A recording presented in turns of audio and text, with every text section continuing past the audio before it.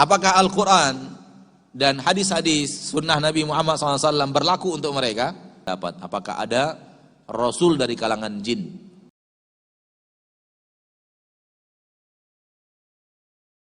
Assalamualaikum Ustaz. Waalaikumsalam warahmatullah. Ada dua pertanyaan Ustaz. Yang pertama, apakah bangsa jin juga dihisap? Bila iya, apakah nanti ada bangsa jin yang menjadi penghuni surga dan neraka? Ya, kita jawab. Kemudian pertanyaan kedua. Apa satu pertanyaan dulu kita jawab? Boleh. Tafadhol Ustaz. Baik. Jin umat Nabi Muhammad tidak? Iya. Jin umat Nabi Muhammad tidak? Iya. Jangan antum yang jawab. Anak ingin masyarakat. Antum cukup jawab. Bacakan pertanyaan. Jin umat Nabi Muhammad tidak? Apakah Al-Quran dan hadis-hadis sunnah Nabi Muhammad SAW berlaku untuk mereka?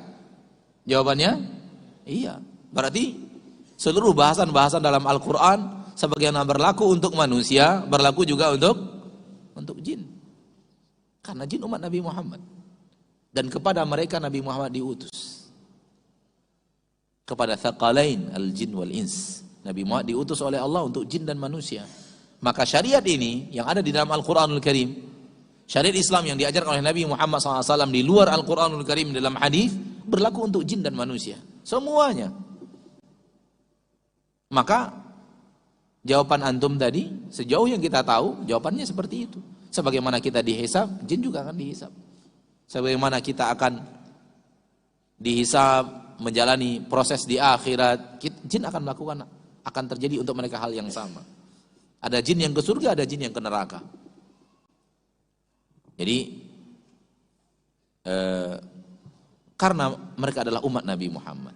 Akan tetapi harapan kita, harapan ana bahwa hendaklah kita fokus kepada diri kita. Hendaklah kita sering memikirkan diri kita dibanding kita memikirkan jin. Hendaklah kita memikirkan keselamatan diri kita dibanding kita memikirkan keselamatan mereka.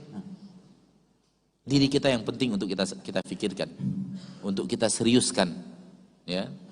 Sekedar ilmu bolehlah, akan tapi jangan sampai kita pikirkan orang lain yang sangat jauh daripada diri kita sementara diri kita kurang kita perhatikan. Sebagian kaum muslimin bertanya tentang jin, sebagian kaum muslimin bertanya tentang orang yang tinggal di pedalaman, di dalam hutan yang sangat jauh katanya.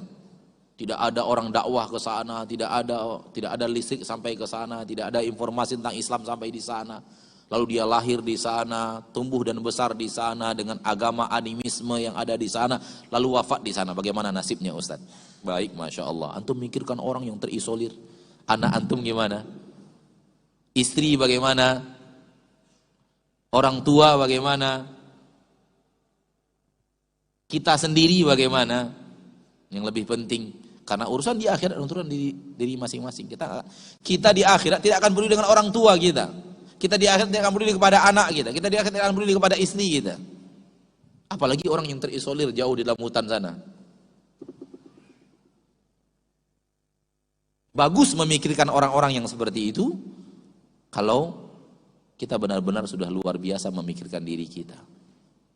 Jadi intinya adalah bahwa jin adalah umat Nabi Muhammad salawatu rabbi wa salamu alaih, dan mereka adalah kaum, sebagian mereka saleh, sebagian mereka tidak saleh. Silahkan baca surat jin. Di dalam surat jin itu terdapat keterangan, baca tafsirnya juga. Di sana dapat keterangan bahwa mereka ada yang saleh, ada yang tidak. Wa anna minna salihuna wa minna duna dzalik. Di antara kami ada orang-orang yang saleh dan ada yang tidak. Jadi jin itu ada yang baik, ada yang tidak. Para ulama berbeda pendapat, apakah ada rasul dari kalangan jin atau rasul hanya dari kalangan manusia dan tidak ada dari kalangan jin. Jawaban yang paling kuat, pendapat yang paling kuat, tidak ada rasul dari kalangan jin. Yang ada hanya para da'i dan mubaligh. Para duat, para da'i ada dari kalangan jin, tapi rasul tidak ada. Rasul Allah utus dari kalangan manusia, dan jin itu belajar dari para rasul dan kemudian mereka menyebarkan dai-dai mereka seperti dai-dai yang ada dari manusia setelah Rasul tiada. Seperti itu yang ada di bangsa jin. Ya. Ala kulli hal, jin alamnya berbeda dengan kita. Allah mengatakan innahu yarakum huwa wa qabiluhu min haitsu la tarawnahum. Dia dan kabilahnya melihat kalian di saat kalian tidak akan mampu untuk melihat mereka.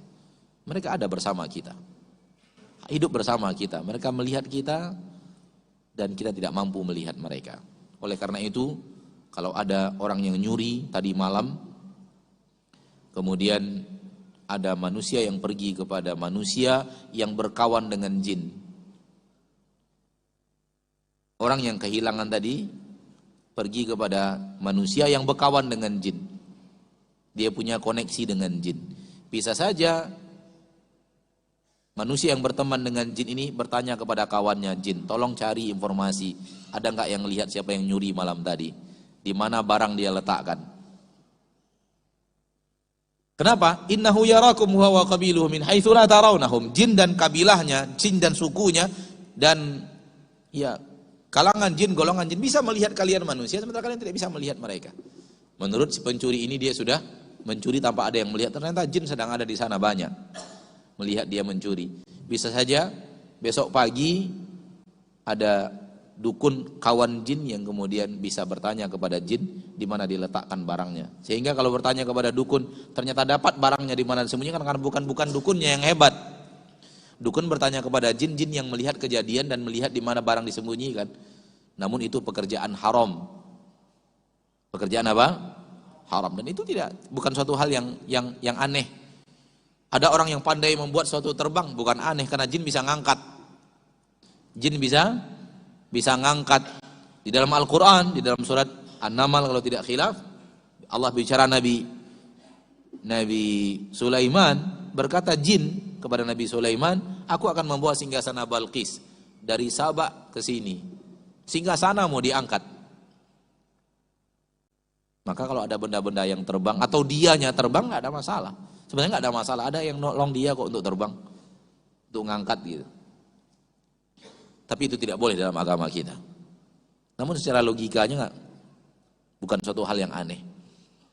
Karena ada persahabatan dengan jin yang melihat manusia, yang mana manusia tidak bisa melihat alam jin tersebut. Namun ini dilarang dalam agama kita. Ala kulli hal, bahwa tidak boleh bersahabat dengan jin, tidak boleh minta tolong kepada jin. Nabi Muhammad tidak pernah minta tolong kepada jin seumur hidupnya. Begitu juga para sahabat. Dan jin itu adalah umat Nabi Muhammad. Nabi Muhammad mendakwahi jin, dan dakwah Nabi Muhammad berlaku untuk manusia dan jin. Nah.